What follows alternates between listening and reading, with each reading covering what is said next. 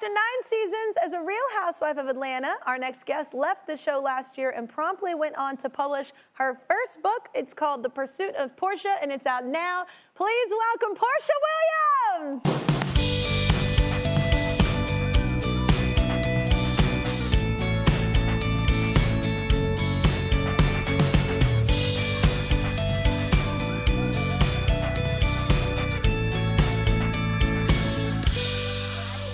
You are like so beautiful. Thank you. Yes, and your dress is so perfect for our color scheme. I love everything. I know your show is very colorful, very energetic, so I was like, I'm gonna pop. Oh, you did well done. It's so good. It's so beautiful. And you, we both have young kids, but you have a 2-year-old, right? Yes. 2-year-old boy. She's 2. Girl. Oh, girl. Yeah, Pilar. She will be 3 March 22nd. Oh, okay. I'm in April. Okay. Yeah. Wait, is that an Aries? Is that an Aries? You got an Aries? I'm not into signs. Okay, I think she's an Aries. She's gonna lead the world. Okay. Yeah, oh, she's leading the house. Then so she's an starting Aries.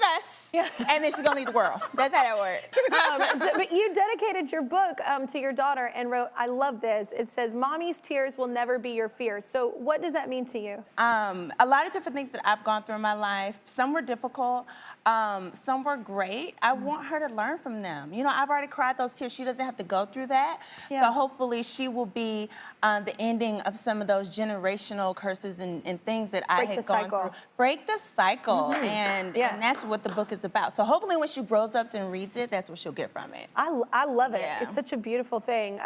You actually share your fertility struggle, which is a brave thing to do. I've had friends that have struggled for years with fertility issues. Yeah. And it's a hard thing to do because people don't realize how much women take that on, even though you have no control over it and it's just your body. They're like, what's wrong with me? And that's a big thing to like come out and be open with. But I thank you for it because there's a lot of women that will benefit from this. And that's the thing, you know, you think what your body is supposed to do. So then when you get pregnant and it's not as easy and people don't talk about it, you think you're alone. Yeah. And for me, as a Black woman, I suffered with fibroids, and we suffer with them the most. Highest percentage to have fibroids. I have people in my family with fibroids. Yeah. It's hurtful. It's painful. It really is. But the biggest thing is that it went undiagnosed because doctors just aren't going to ask you or just do an ultrasound and look for fibroids. So for me, if I would have gotten my fibroids diagnosed earlier on, I probably wouldn't have had to have the miscarriage that I talk about in my book. Because what happened was the fibroids outgrew the fetus, and then it resulted in the miscarriage. So and it's just such a hard thing to deal with, like watching friends that have gone through it. I can't imagine.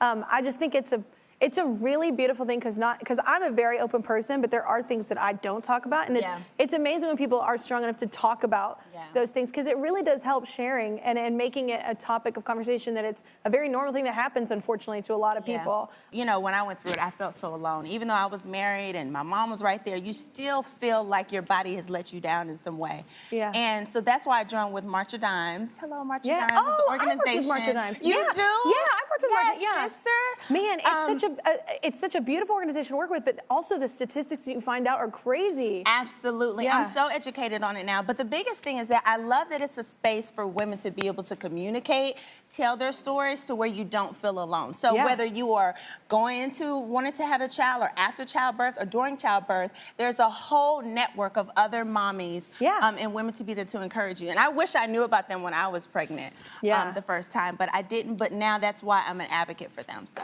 yeah, that's amazing. Yeah. It's amazing. So before we go to break, it's the first day of Black History Month, and you have a special connection to the Civil Rights Movement, right? Yes, this absolutely. Is awesome. What is it? My grandfather, Reverend Hosea Williams, the late Reverend Hosea Williams. He worked, there's a picture right there with Dr. Martin Luther King. Wow. He was his right-hand man. He used to call my grandfather the bull in the china cabinet because he was the one, when they went to go marching, he would get everybody rallied up and energized and ready for the march and the purpose of the march. And so my grandfather's legacy is that he was a civil rights activist. And my family still runs our family charity. It's called For Hosea. That's so cool. Yeah. That's an amazing connection. Like, especially around this time, like reminded every year what your family, those are amazing footprints to leave behind. Absolutely. And you know, Black History Month is a month for us to really celebrate who we are and our ancestors before us. So being able to educate the youth and myself even more about so many positive Black people who have gone before us and their footprints we are now walking in is such a powerful thing to do. And even if you're not Black, it's an amazing time for everybody to learn about something you maybe didn't know. And highlight the Black experience. So Black businesses, etc. Just let everybody be Black this month. You know, I just find it really cool. Like, that's the one thing I love about my kids' school is like there's literally every walk of life at her school, and I love that from a young, because I grew up like that when I was really young, growing up around everything, and I think that that's really cool because then you don't see the differences and you celebrate everything. It's a magical thing. What you expose your kids to. Absolutely, I agree.